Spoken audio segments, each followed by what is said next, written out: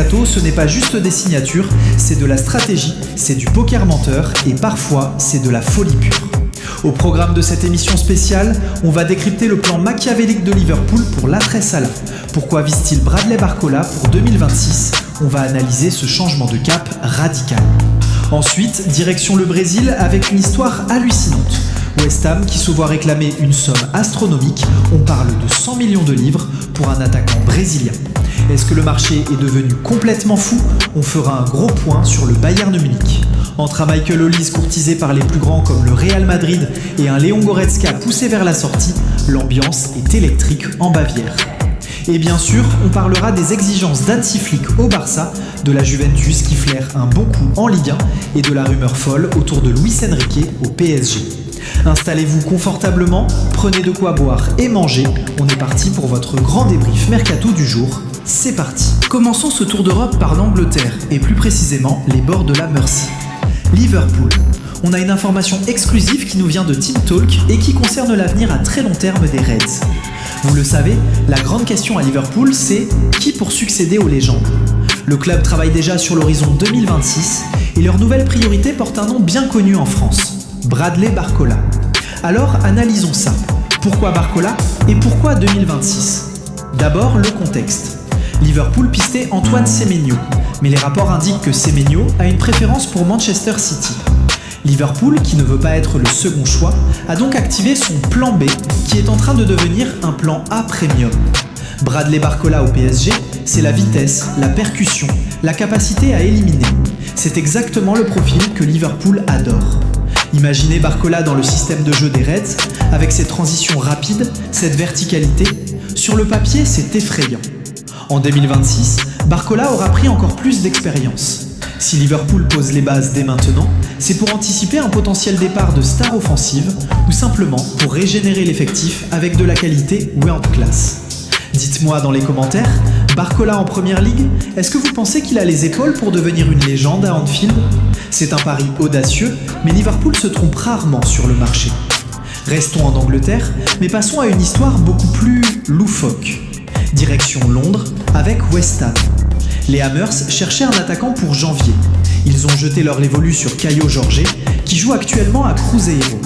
Il faut dire que le garçon a des stats incroyables en 2025.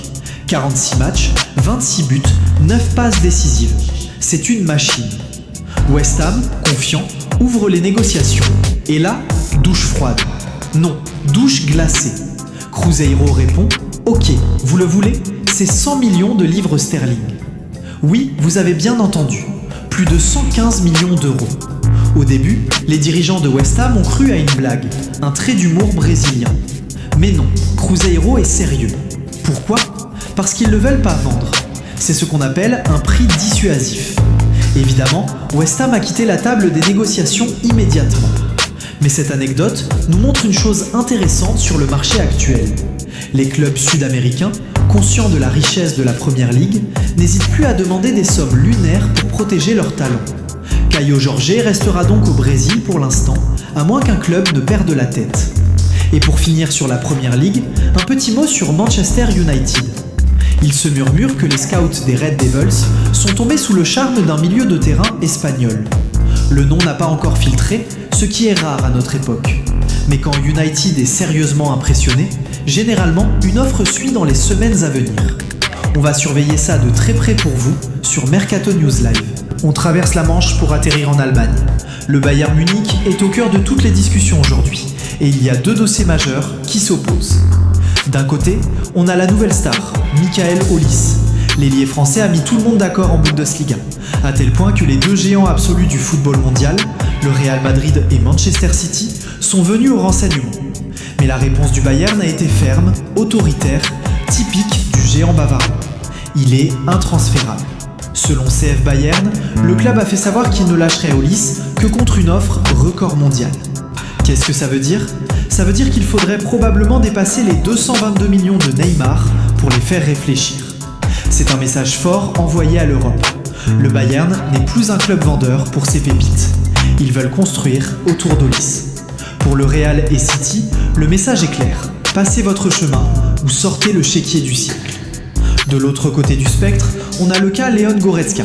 C'est triste, mais c'est la réalité du foot. Goretzka, qui était un pilier du Bayern, est doucement poussé vers la sortie. Selon le journal AS, le joueur est ouvert à un départ, et l'Atlético Madrid est très intéressé. Le style de Simeone, combatif, physique, pourrait parfaitement coller avec Goretzka. Mais attention, il y a un twist. Le Bayern n'est pas sûr de vouloir le vendre à 100%. Il y a une réflexion en interne, pourquoi ne pas le garder comme joueur d'expérience, un leader de vestiaire? Le problème, son salaire. Le Bayern envisagerait de lui proposer de rester, mais avec une baisse de salaire significative. C'est une situation délicate. Accepteriez-vous de baisser votre salaire pour devenir remplaçant dans votre propre club? C'est le dilemme de Goretzka. L'Atlético reste en embuscade et pourrait profiter de cette frustration pour récupérer un joueur de classe mondiale. Enfin, un mot sur Leipzig. Eux, ils ont toujours des pépites. Leur défenseur géant, El Shaddai Bichabou, 1m96 à 19 ans, intéresse Leeds United. Leeds a changé ses plans pour janvier et veut absolument se renforcer derrière. Bichabou, avec son physique hors norme et sa formation parisienne, serait un ajout monstrueux pour le Championship ou la Première Ligue si Leeds monte. C'est un dossier à suivre pour les amateurs de jeunes talents. Parlons maintenant de l'Espagne. Au FC Barcelone, Hansi Flick ne cache plus ses intentions. L'entraîneur allemand a fait un constat simple mais inquiétant, son effectif est trop court en défense. Selon le journal Sport, Flick a été très clair avec la direction, Laporta et Deco. Il faut recruter un défenseur central en janvier, mais pas n'importe lequel. Flick est un pragmatique. Il voit les problèmes sur les côtés, les blessures potentielles, il veut donc un profil hybride, un défenseur central capable de glisser latéral si besoin. Un peu comme ce que fait Jules Koundé, mais peut-être pour le côté gauche ou pour doubler les postes. C'est une demande précise qui met la pression sur les finances du Barça. Trouver un joueur polyvalent, bon et pas cher en janvier, c'est chercher une aiguille dans une botte de fou. Heureusement, la Masia est là. Le club peut sourire grâce à ses jeunes prêtés. D'abord, Aaron Jacobišvili. Ce gardien de 19 ans est en prêt à Andorre et il flambe. Fabrizio Romano nous dit qu'il a tapé dans l'œil de plusieurs clubs en Italie et en Allemagne. C'est une excellente nouvelle pour le Barça. Soit il récupère un gardien en pleine confiance, soit ils tiennent une belle valeur marchande pour une future vente. Même son de cloche pour Hector Fort, qui assure à Elche. Le Barça le voit comme une option sérieuse pour l'avenir. C'est ça la force du Barça.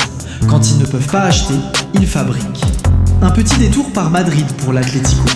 En plus du dossier Goretzka, ça bouge en défense. Javi Galán va partir. L'accord est fait avec Osasuna. C'est un deal malin. 500 000 € de frais de transfert, plus 500 000 € de bonus chaque saison où il reste au club. C'est typiquement le genre de transfert gagnant-gagnant. L'Atlético dégraisse, Osasuna récupère un latéral expérimenté à moindre coût. Efficace. Allez, on entre dans la dernière ligne droite de cette vidéo avec des infos qui vont vous surprendre. Direction l'Italie, la Serie A. Grosse bombe lâchée par le Corriere dello Sport, la Juventus Turin veut Ismaël Koné. Rappelez-vous, Koné, le milieu canadien passé par l'OM. Son passage à Marseille a été compliqué, disons-le. Mais là, il est en prêt à Sassuolo et c'est la métamorphose. Il est titulaire indiscutable, il rayonne au milieu de terrain. Il revit littéralement. La Juve, qui cherche toujours à densifier son milieu, a flairé le bon coup pour l'été prochain. C'est une info qui doit faire plaisir aux supporters marseillais. Si Koné brille et que la Juve l'achète, c'est une rentrée d'argent inespérée pour l'OM. Comme quoi, dans le foot, tout va très vite. Un joueur en difficulté un jour peut être courtisé par la vieille dame le lendemain. Au Paris Saint-Germain, on prépare aussi l'avenir, mais sur le banc. On parle souvent des joueurs, mais là c'est le coach qui est à l'honneur. La rumeur enfle, le PSG envisagerait d'offrir un contrat à vie ou très longue durée à Luis Enrique. C'est un concept rare, ça rappelle l'ère Ferguson ou Wenger. Le PSG veut la stabilité, ils sont contents du jeu, de la discipline, de la gestion des stars. Donner les clés du camion à Luis Enrique sur 10 ans, c'est un pari audacieux qui tranche avec la politique du PSG de ces 10 dernières années où on changeait de coach tous les 18 mois. Qu'en pensez-vous les supporters parisiens? Luis Enrique est-il l'homme de la situation pour la décennie à venir? Et on termine avec une touche de nostalgie et d'exotisme. Mario Balotelli. Super Mario. L'enfant terrible du football italien pourrait s'offrir un dernier ou avant-dernier challenge doré. Le club saoudien d'Al Ettifaq, entraîné par Steven Gerrard, rappelons-le, est très chaud pour le faire venir. On parle d'un contrat jusqu'en 2028. Balotelli en Arabie Saoudite, imaginez le spectacle. Pas seulement les buts, mais le personnage dans ce championnat qui cherche la lumière. Si ça se fait, ce sera encore une star de plus dans la Saudi Pro League et une nouvelle aventure pour Mario qui n'arrêtera donc jamais de nous surprendre. Voilà les amis, on a fait le tour complet de la planète Mercato aujourd'hui.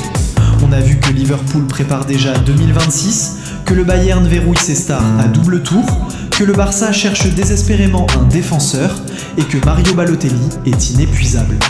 J'ai une question pour vous pour terminer cette vidéo et je veux votre avis sincère dans les commentaires.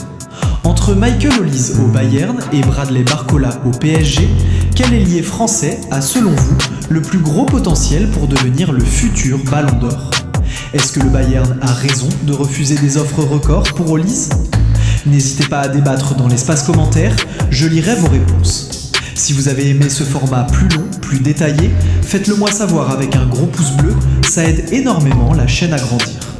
Abonnez-vous et activez la cloche si ce n'est pas déjà fait pour ne rater aucune info mercato, ici on est là tous les jours.